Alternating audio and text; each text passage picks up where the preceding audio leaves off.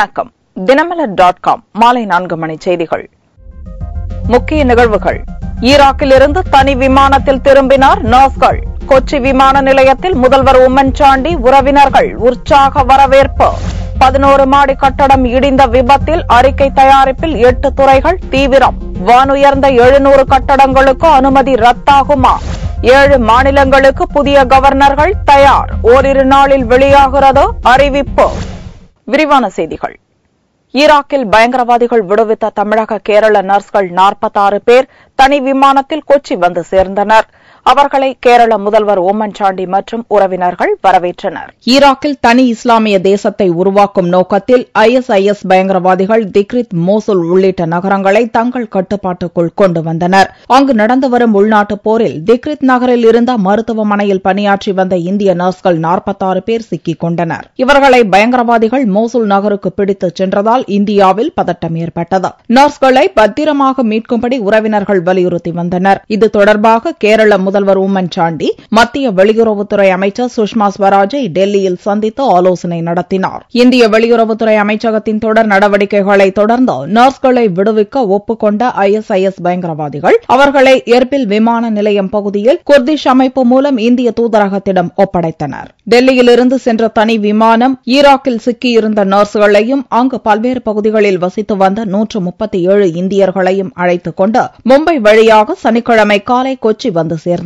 காலை 7 மணிக்கு வந்து சேரும் என்று எதிர்பார்க்கப்பட்ட நிலையில் மும்பையில் காலை 8:15 மணிக்கு வந்து சேர்ந்த விமானம் அங்கு எரிபொருள் நிரப்பிக் கொண்டு 5 மணி நேரம் தாமதமாக காலை 11:55 மணிக்கு கொச்சி வந்து சேர்ந்தது.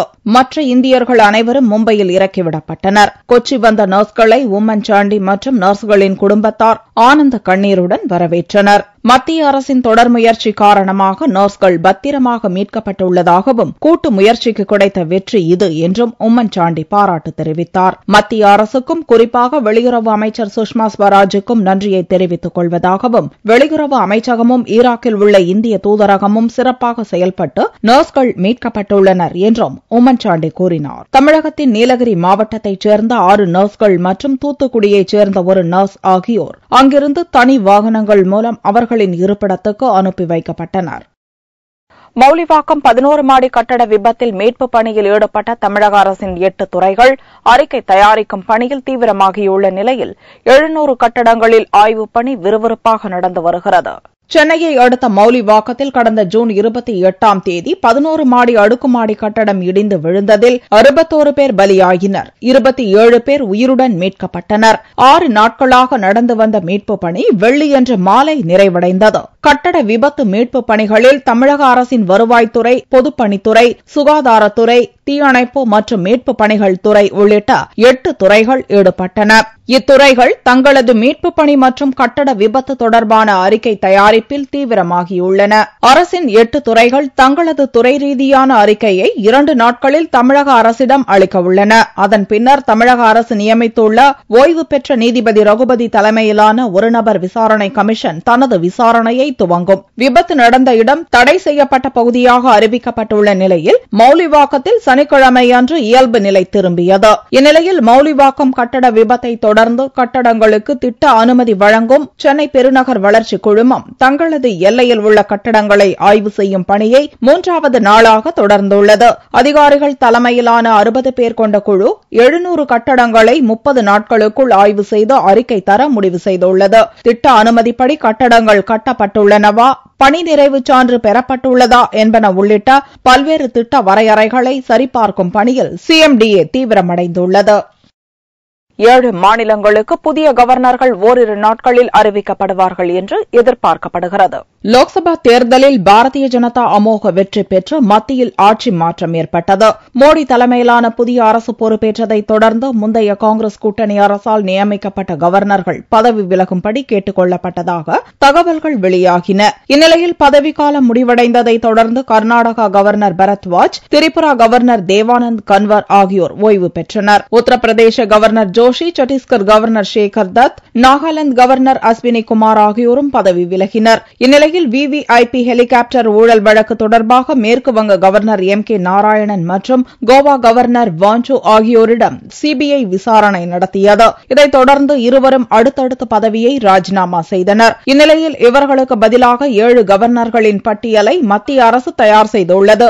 7 மாநிலங்களுக்கான புதிய கவர்னர்கள் குறித்த அறிவிப்பு ஓரிரு நாட்களில் வெளியாகும் என்று எதிர்பார்க்கப்படுகிறது. இதற்கிடையே கேரள மாநில கவர்னர் ஷீலா தீட்சித் அந்த பதவியிலிருந்து விலக மறுத்து வருவதாகவும் அவரும் விரைவில் பதவி விலகக்கூடும் என்றும் கூறப்படுகிறது.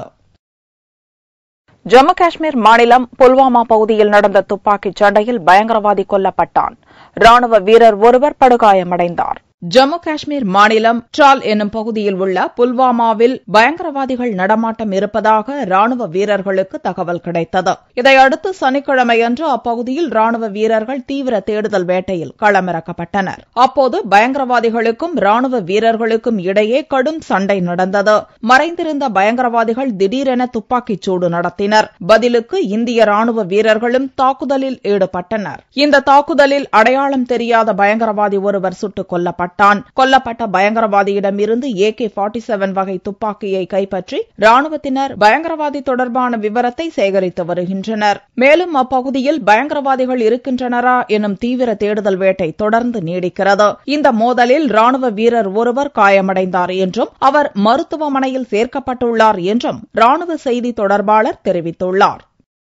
தமிழக அரசின் கேபிள் டிவி நிறுவனத்திற்கு டிஜிட்டல் உரிமம் வழங்க பிரதமர் உடனடி நடவடிக்கை எடுக்க வலியுறுத்தி முதல்வர் ஜெயலலிதா கடிதம் அனுப்பி வைத்துள்ளார். தமிழக முதல்வர் ஜெயலலிதா சனிக்கிழமையன்று பிரதமர் நரேந்திர மோடிக்கு அவசர கடிதம் ஒன்றை அனுப்பி வைத்துள்ளார். டிஜிட்டல் உரிமம் பெற அரசு கேபிள் நிறுவனத்திற்கு சட்டப்படி முழு உரிமை உள்ளது என்று சுட்டிக்காட்டியுள்ள ஜெயலலிதா, இதை பெற்றால்தான் தரமான கேபிள் சேவையை குறைவான விலையில் ஏழை எளிய மக்களுக்கு தர முடியும் என்று தெரிவித்துள்ளார். கடந்த 2012ஆம் ஆண்டு இதற்காக தமிழக அரசு விண்ணப்பித்தது என்றும், ஆனால் அதற்கு பின்னர் விண்ணப்பித்தவர்களுக்கு டிஜிட்டல் உரிமம் வழங்கப்பட்டுள்ளது என்றும் தெரிவித்துள்ளார்.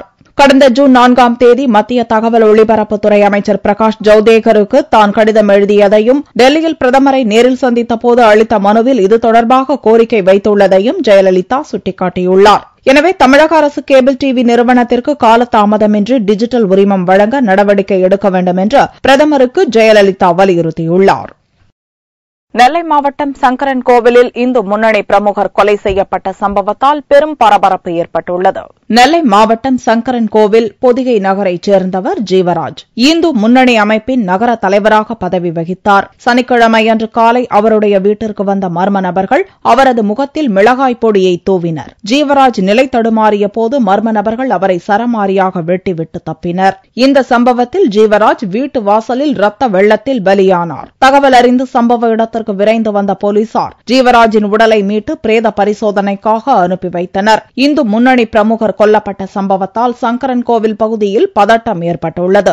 ஜீவராஜ் கொலை முன்விரோதம் மற்றும் தனிப்பட்ட பிரச்சினையால் நடந்ததா என்பது குறித்து போலீசார் விசாரணை நடத்தி வருகின்றனர். தொடர்ந்து அங்கு பதட்டம் நிலவுவதால் போலீசார் ஏராளமானோர் பாதுகாப்பு பணியில் ஈடுபடுத்தப்பட்டுள்ளனர்.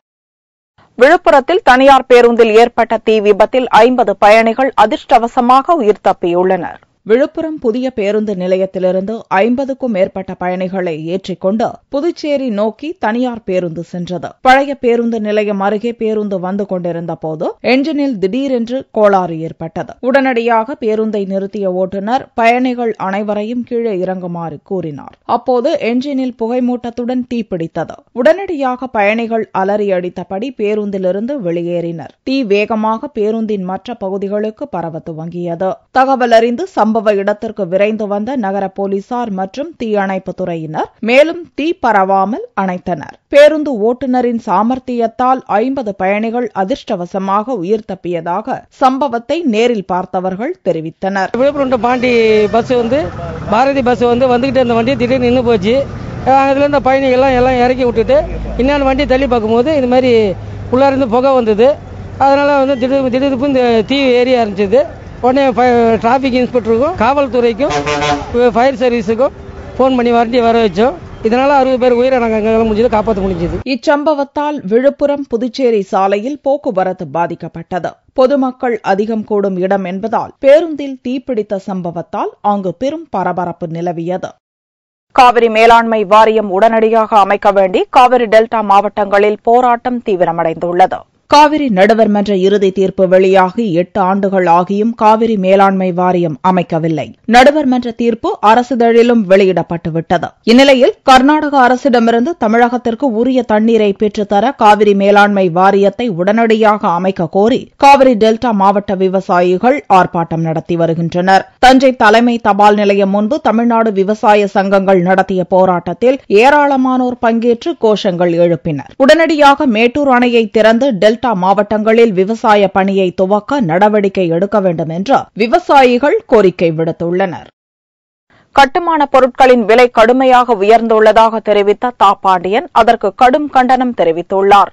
இந்திய கம்யூனிஸ்ட் கட்சியின் தமிழக மாநில குழு தலைமை அலுவலக திறப்பு விழா திங்களன்று நடக்கிறது. இது தொடர்பாக செய்தியாளர்களை சந்தித்த அக்கட்சியின் மாநில செயலாளர் தா பாண்டியன் 4 ஆண்டுகள் நடந்த பணியில் 90% கட்டட வேலைகள் முடிந்துள்ளதாகவும் கட்டுமான பொருட்களின் விலை கடுமையாக உயர்ந்துள்ளதாகவும் கூறினார். இதற்கு தனது கண்டனத்தை தெரிவித்த தா பாண்டியன் கடன் பெறுவதற்கு வங்கிகளின் கட்டுப்பாடுகளும் அவற்றின் வட்டி விகிதமும் சாமானியருக்கு ஏற்றதாக இல்லை என்றும் குற்றம் சாட்டினார்.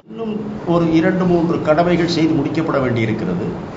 இப்போது ஒரு 90% வேலைகள் தான் முடிந்திருக்கிறது. வேறு சில இயந்திர கருவிகளும் பொருத்தப்பட வேண்டியிருக்கிறது. எனவே முழு கணக்கு என்பது தெரியாது. ஆனால் நாங்கள் கட்டுவதற்கு திட்டமிட்ட போது 14.5 கோடி. நாங்கள் திட்டமிட்டு தொடங்குகிற போது சிமெண்ட் ஒரு மூடை விலை 130 ரூபாய். நாங்கள் கட்டி முடிக்க தொடங்கிய கடைசி வருடம் இந்த வருடம் கொஞ்சம் தான் 360 ரூபாய்.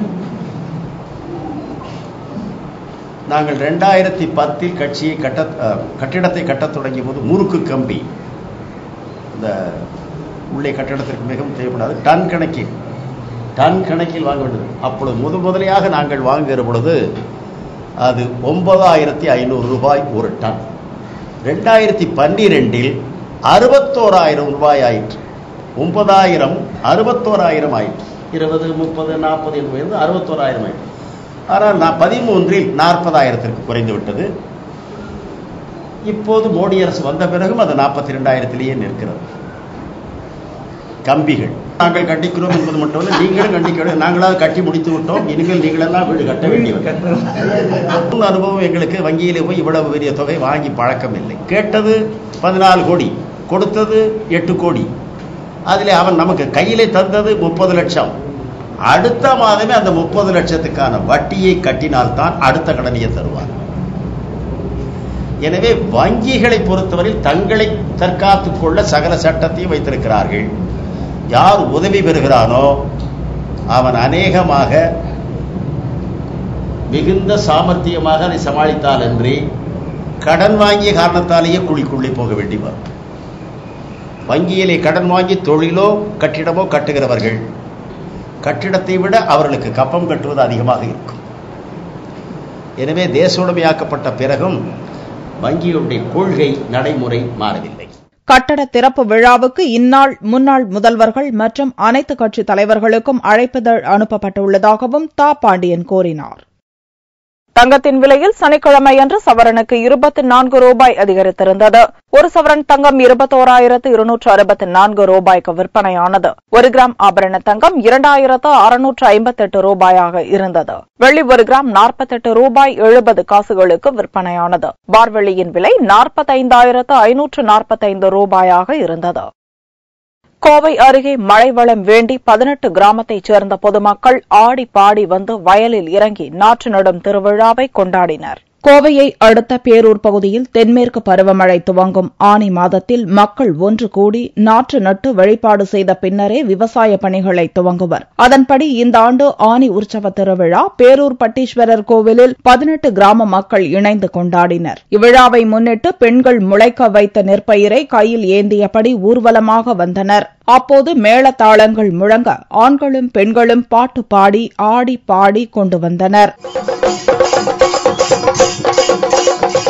பின்னர் வயலில் உற்சாகமாக இறங்கி நாற்றுகளை நட்டனர். பாரம்பரியமாக நடக்கும் இவ்விழா மழை வளம் வேண்டி 18 கிராம மக்களும் சேர்ந்து கொண்டாடுவதாக அப்பகுதி மக்கள் தெரிவித்தனர். 18 கிராமமும் சேர்ந்துங்க இந்த விழா கொண்டாடிட்டே வர்றாங்க.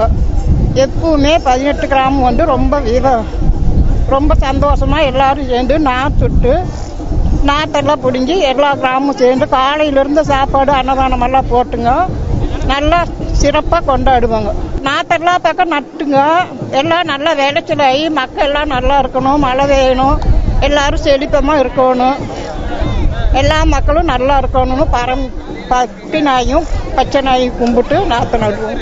நூற்றுக்கணக்கானோர் கலந்து கொண்ட இந்த நாற்று நடும் திருவிழா சமூக நல்லிணக்க விழாவாக கருதப்படுகிறது. பருவமழை தவறாது பெய்து நாற்று நடும் விழா நடத்தி வந்த நிலையில் மழை பெய்வதற்காக விழா நடத்த வேண்டிய நிலை ஏற்பட்டுள்ளது. மீண்டும் செய்திகள் இந்திய நேரப்படி இரவு 8 மணிக்கு.